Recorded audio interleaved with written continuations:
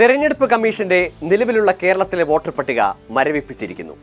ഇനി SIRൽ പേര് ചേർക്കുന്നവർക്ക് മാത്രമാകും വരാനിരിക്കുന്ന നിയമസഭാ തെരഞ്ഞെടുപ്പ് മുതൽ വോട്ടവകാശം.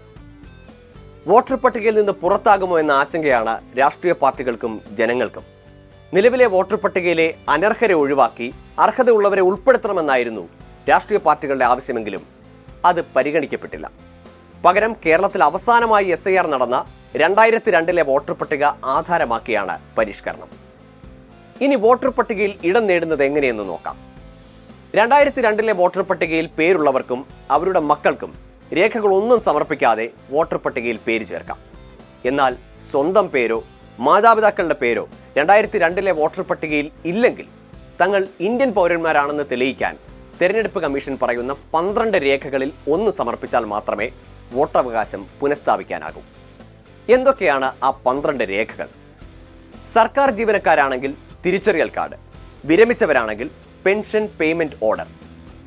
സർക്കാർ, തദ്ദേശ സ്വയംഭരണ സ്ഥാപനങ്ങൾ, ബാങ്കുകൾ, പോസ്റ്റ് ഓഫീസുകൾ, LIC, പൊതുമേഖലാ ബാങ്കുകൾ എന്നിവ 1987 മുൻപ് നൽകിയ തിരിച്ചറിയൽ കാർഡ് ഉപയോഗിക്കാം.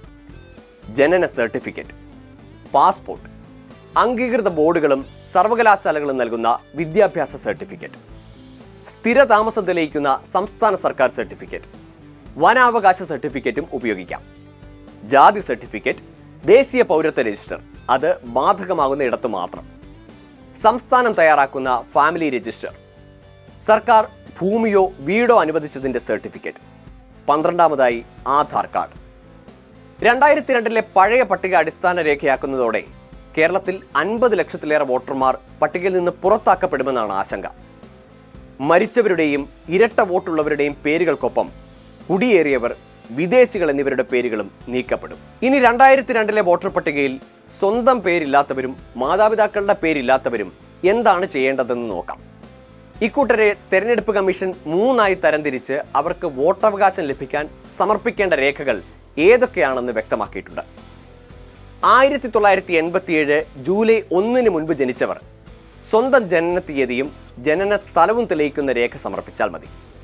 1987 ജൂലൈ 1 2004 ഡിസംബർ 2 ഇടയിൽ ജനിച്ചവർ സ്വന്തം ജനന തീയതിയും ജനന സ്ഥലവും തെളിയിക്കുന്ന രേഖ കൂടാതെ മാതാവിൻ്റെയോ പിതാവിൻ്റെയോ ഏതെങ്കിലും ഒരാളുടെ ജനന തീയതിയും ജനന സ്ഥലവും തെളിയിക്കുന്ന രേഖയും നൽകണം. 2004 ഡിസംബർ 2 ശേഷം ജനിച്ചവരാണെങ്കിൽ സ്വന്തം ജനന തീയതിയും ജനന സ്ഥലവും തെളിയിക്കുന്ന രേഖ കൂടാതെ മാതാവിൻ്റെയും പിതാവിൻ്റെയും ജനന തീയതിയും ജനന സ്ഥലവും തെളിയിക്കുന്ന രേഖയും സമർപ്പിക്കണം. വോട്ടറുടെ രക്ഷിതാക്കളിൽ ആരെങ്കിലും ഇന്ത്യൻ പൗരന്മാർ അല്ലെങ്കിൽ ജനന സമയത്തെ രക്ഷിതാവിൻ്റെ വീസയുടെയും പാസ്പോർട്ടിൻ്റെയും പകർപ്പും നൽകണം. തീർന്നില്ല. 2002 വോട്ടർ പട്ടികയിൽ സ്വന്തം പേരുള്ളവരും മാതാപിതാക്കളുടെ പേരുള്ളവരും വോട്ടർ പട്ടികയിൽ പേര് ചേർക്കാൻ അപേക്ഷ നൽകണം. എന്നാൽ അവർ അപേക്ഷയ്ക്കൊപ്പം പൗരത്വം തെളിയിക്കുന്നതിനുള്ള 12 രേഖകളിൽ ഒന്നും സമർപ്പിക്കേണ്ടതില്ല. കമ്മീഷൻ പ്രസിദ്ധീകരിച്ച 2002 വോട്ടർ പട്ടികയിൽ പേരുണ്ട് എന്നതിന് രേഖ കാണിച്ചാൽ മാത്രം മതി. ഇനി പ്രധാനപ്പെട്ട തീയതികൾ കൂടി നോക്കാം. ഒക്ടോബർ 28 മുതൽ നവംബർ 3 വരെയാണ് എന്യൂമറേറ്റർമാരുടെ പരിശീലനം. നവംബർ 4 മുതൽ ഡിസംബർ 4 വരെ വീട് വീടാന്തരം അപേക്ഷാ ഫോം വിതരണം ചെയ്യും. ഡിസംബർ 9 SIR കരട് വോട്ടർ പട്ടിക പ്രസിദ്ധീകരിക്കും. ഡിസംബർ 9 മുതൽ ജനുവരി 8 വരെ വോട്ടർ പട്ടികയിലെ പരാതികളും ആക്ഷേപങ്ങളും സമർപ്പിക്കാം. ഡിസംബർ 9 മുതൽ ജനുവരി 31 വരെ പരാതികളിൽ നോട്ടീസും ഹിയറിംഗും പരിശോധനയും നടക്കും.